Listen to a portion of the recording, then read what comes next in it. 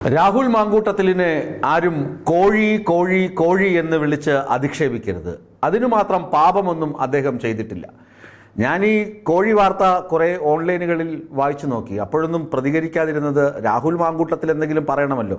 അദ്ദേഹം എന്താ പറഞ്ഞിരിക്കുന്നു, അദ്ദേഹം ഇതിനകത്ത് നിരപരാധിയാണ്, ഇത് വെറും ദുരാരോപണമാണ്. ഒരു മാധ്യമ സ്ഥാപനത്തിലെ മുതിർന്ന വനിതാ ജീവനക്കാരിയെയും അതുപോലെ തന്നെ മറ്റ് റിപ്പോർട്ടർ തസ്തികയിലുള്ള ജീവനക്കാരിയെയും ചേർത്തുവച്ച് രാഹുൽ മാങ്കൂട്ടത്തിലിനെ കടന്നാക്രമിക്കുന്നത് രാഷ്ട്രീയ ലക്ഷ്യം വച്ചുകൊണ്ടാണ് എന്ന് അദ്ദേഹം പ്രതികരിച്ചു. അതുകൊണ്ടാണ് ഞാൻ പറയുന്നത്, രാഹുൽ മാങ്കൂട്ടത്തിലിനെ ആരും കോഴി എന്ന് വിളിക്കരുത്. കോഴി എന്ന് വിളിച്ചത് അഡ്വക്കേറ്റ് ബി ഗോപാലകൃഷ്ണനാണ്, BJPയുടെ നേതാവും വക്താവുമൊക്കെ ആയ ബി ഗോപാലകൃഷ്ണൻ. ബി ഗോപാലകൃഷ്ണൻ അതിന് ന്യായമുണ്ട്. BJPയുടെ ചായ്വുള്ള ജനം TV-യിൽ ഇതുപോലെ ഒരു ലേഖികയുമായി രാഹുൽ മാങ്കൂട്ടത്തിലിന് വഴിവിട്ട എന്തോ ബിസിനസ് ഉണ്ടായിരുന്നു. അത് ഒതുക്കി തീർത്തു കൊടുത്തത് അഡ്വക്കേറ്റ് ബി ഗോപാലകൃഷ്ണനാണ് എന്നൊക്കെ കരക്കമ്പിയുണ്ട്. ഇതൊക്കെ വിശ്വസിക്കാൻ പറ്റുന്നതാണോ എന്നൊന്നും അറിയില്ല. പക്ഷേ ബി ഗോപാലകൃഷ്ണൻ രാഹുൽ മാങ്കൂട്ടത്തിലിനെ കോഴി എന്ന് വിളിച്ചിട്ടുണ്ട്. അത് പല ആളുകളും ചാനൽ ചർച്ചയ്ക്കിടെ കേട്ടതാണ്. അതുകൊണ്ട് അത് നിഷേധിക്കാൻ പറ്റില്ല. എന്നാൽ മറ്റ് കഥ, ഇതിന് ഉപോത്ബലകമായ കഥ ശരിയാണ് എന്ന് സമർത്ഥിക്കാൻ നമുക്ക് കഴിയുകയുമില്ല. ഈ പശ്ചാത്തലത്തിലും, അതായത് മലയാളത്തിലെ പ്രമുഖ ദൃശ്യ മാധ്യമ സ്ഥാപനത്തിലെ ഒരു ലേഖികയുമായി രാഹുൽ മാങ്കൂട്ടത്തിന് ഇല്ലീഗൽ ബിസിനസ് ഉണ്ട്, അല്ലെങ്കിൽ പീഡന ബിസിനസ് നടന്നിട്ടുണ്ട് എന്ന് പറഞ്ഞ് ദേശാഭിമാനി ഓൺലൈനിൽ തുടക്കം കുറിച്ച വാർത്ത ഇപ്പോൾ എങ്ങും അലയൊലി പടർത്തിക്കൊണ്ട് സൈബർ ലോകത്ത് അരങ്ങുവാണിരിക്കുമ്പോഴാണ് അദ്ദേഹം തന്നെ, രാഹുൽ മാങ്കൂട്ടത്തിൽ തന്നെ ഇതിന് മറുപടിയുമായി എത്തുന്നത്. ഈ രക്തത്തിൽ എനിക്ക് പങ്കില്ല. എന്നിട്ട് അദ്ദേഹം ചോദിക്കുന്നുണ്ട്, നിങ്ങൾ വ്യാജ ഐഡന്റിറ്റി കാർഡ് വിവാദം കൊണ്ടുവന്നില്ലേ? വ്യാജ ഐഡന്റിറ്റി കാർഡ് വിവാദം എവിടെ പോയി? അടുത്ത രണ്ടാമത് അദ്ദേഹം ചോദിക്കുന്നു, വയനാട് ഫണ്ട് തിരിമറി നിങ്ങൾ ആരോപിച്ചില്ലേ, അതെവിടെ പോയി എന്ന് അദ്ദേഹം ചോദിക്കുന്നുണ്ട്. ശരിയാണ്, അതൊക്കെ എവിടെ പോയി? വാനിഷായി പോയി. അതൊക്കെ ആരും മുഖവിലക്കെടുക്കാതെ പോയി. കാരണം എന്താണ്? കോൺഗ്രസിന്റെ അകത്ത് നടന്ന സംഭവങ്ങളാണ്. വ്യാജ ID കാർഡ് ആണെങ്കിലും ഈ വയനാട് ഫണ്ട് തിരിമറിയാണെങ്കിലും എല്ലാം പാർട്ടിക്കകത്ത് നടന്നതാണ്. അതുകൊണ്ട് ഈ CPM-ൽ പാർട്ടിക്കകത്ത് എന്തെങ്കിലും പ്രശ്നമുണ്ടെങ്കിൽ അത് വലിയ വാർത്തയാവുകയും അച്ചടക്ക നടപടിയൊക്കെ ഉറപ്പാണ്. കോൺഗ്രസിൽ അങ്ങനെ ഒന്നും നടക്കില്ല.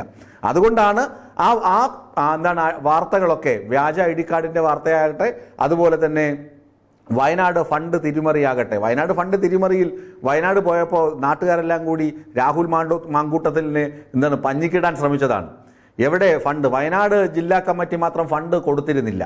അപ്പോൾ വയനാട് ജില്ലാ കമ്മിറ്റിയോട് ചോദിച്ചു, എവിടെ ഫണ്ട് എന്ന് രാഹുൽ ചോദിച്ചു. അപ്പോൾ പറഞ്ഞു, നീ ആദ്യം കൊണ്ടുവയ്ക്ക്, മറ്റ് 13 ജില്ലകളിൽ നിന്ന് കിട്ടിയ ഫണ്ട് നീ കൊണ്ടുവയ്ക്കാദ്യം, അതെവിടെ, അതിൻ്റെ കണക്ക് കാണിക്ക് എന്ന് പറഞ്ഞു. എന്നിട്ട് പറഞ്ഞു, DCC പ്രസിഡന്റിനെ എടുത്തിട്ട് പഞ്ഞിക്കിട്ട നാടാണ്. DCC പ്രസിഡന്റിനെ വയനാട് എടുത്ത് പഞ്ഞിക്കിട്ട നാടാണ്. അതുകൊണ്ട് നീ ഇവിടെ വന്ന് വലിയ ആളൊന്നും കാണിക്കേണ്ട, നീ അങ്ങ് ആള് കാണിക്കണം, പാലക്കാട് പോയി കാണിച്ചോ വേണമെങ്കിൽ, പക്ഷേ ഇവിടെ വന്ന് ആള് കാണിക്കേണ്ട, മര്യാദയ്ക്ക് കണക്ക് വയ്ക്കാൻ പറഞ്ഞു വയനാട്. അതാണ് രാഹുൽ മാങ്കൂട്ടത്തിൽ ഇപ്പോൾ ചോദിക്കുന്നത്, എവിടെ ആ സംഭവം? അതുപോലെ ഒരു വിവാദമാണിത്. ഇത് കുറച്ച് കടന്ന കൈയായി പോയി എന്നാണ്. ഈ വാർത്ത റിപ്പോർട്ട് ചെയ്ത മാധ്യമ സ്ഥാപനങ്ങൾക്കെതിരെയൊക്കെ സൈബർ പോലീസിൽ കേസ് കൊടുത്തിട്ടുണ്ട്. അത് മറ്റൊരു പിടിവള്ളിയാണ് രാഹുൽ മാങ്കൂട്ടത്തിന്. കാരണം എന്താണ്? അരുൺലാൽ എസ് ആകട്ടെ, അതുപോലെ ദേശാഭിമാനി ആകട്ടെ, അങ്ങനെ തുടങ്ങിയ ഓൺലൈൻ മാധ്യമങ്ങളിൽ ഈ വാർത്ത വന്ന മാധ്യമങ്ങൾക്കെതിരെയൊക്കെ ഏഷ്യാനെറ്റ് കേസ് കൊടുത്തിട്ടുണ്ട്. രാഹുൽ മാങ്കൂട്ടത്തിലും വെല്ലുവിളിക്കുന്നത് അതുകൊണ്ട് തന്നെയാണ്. എന്തെങ്കിലും നിയമവിരുദ്ധമായി നടന്നിട്ടുണ്ടെങ്കിൽ പോലീസ് കേസെടുക്കട്ടെ എന്നാണ്. ഒതുക്കി തീർത്തു എന്നൊക്കെ പറയുന്നത് വെറും ഇളുഭ്യത്തരമാണെന്നാണ് രാഹുൽ മാങ്കൂട്ടത്തിൽ പറയുന്നത്. അതെ, അദ്ദേഹം പറയുന്നത് ശരിയാണ്. അതുകൊണ്ട് അദ്ദേഹത്തെ ഇനി ആരും കോഴി എന്ന് വിളിക്കരുത്. പ്രത്യേകിച്ച് പോരാളി ഷാജിയൊക്കെയാണ് ഈ കോഴി എന്ന് പ്രചരിപ്പിക്കുന്നതും ചില ആളുകളുടെ പേരൊക്കെ ചേർത്ത് വയ്ക്കുന്നതും. അങ്ങനെയൊന്നും ചേർത്ത് വയ്ക്കാൻ പാടില്ല. ഇവിടെ നടന്നത് എന്താണ്? മുമ്പ് ഒരു വലിയ നേതാവ്, കോൺഗ്രസിന്റെ തന്നെ വലിയ സമുന്നത നേതാവ് ഒരു മാധ്യമ പ്രവർത്തകയുമായി കല്യാണം നിശ്ചയം വരെ നടന്നു. ഒരു വലിയ സ്ഥാപനത്തിലെ മാധ്യമ പ്രവർത്തകയാണ്. എന്നിട്ട് കല്യാണം കഴിച്ചേ തീരൂ എന്ന് പറഞ്ഞുകൊണ്ട് കല്യാണ കുറിയൊക്കെ അടിച്ചു എന്നാണ് കേൾക്കുന്നത്. പിന്നീട് മറ്റ് മുതിർന്ന നേതാക്കളൊക്കെ ഇടപെട്ട് കുടുംബജീവിതമൊക്കെ തകർത്ത് കളയരുത്, നാണക്കേടാണ്, നിങ്ങൾക്ക് വലിയ രാഷ്ട്രീയ ഭാവിയൊക്കെ ഉള്ളതാണ് എന്നൊക്കെ പറഞ്ഞ് ആ നേതാവിനെ തണുപ്പിക്കുകയായിരുന്നു. ആ നേതാവ് അങ്ങനെ തണുത്തു എന്നാണ് ഇപ്പോൾ പ്രതീക്ഷ. അതിന് പ്രത്യുപകാരമായി അന്ന് തണുപ്പിക്കാൻ നിന്ന ആളുകൾക്കൊക്കെ ആ നേതാവ് വാരിക്കോരി സ്ഥാനമാനങ്ങളൊക്കെ നൽകുകയും ചെയ്തിട്ടുണ്ട്. അതൊക്കെ നാട്ടിൽ പാട്ടാണ്.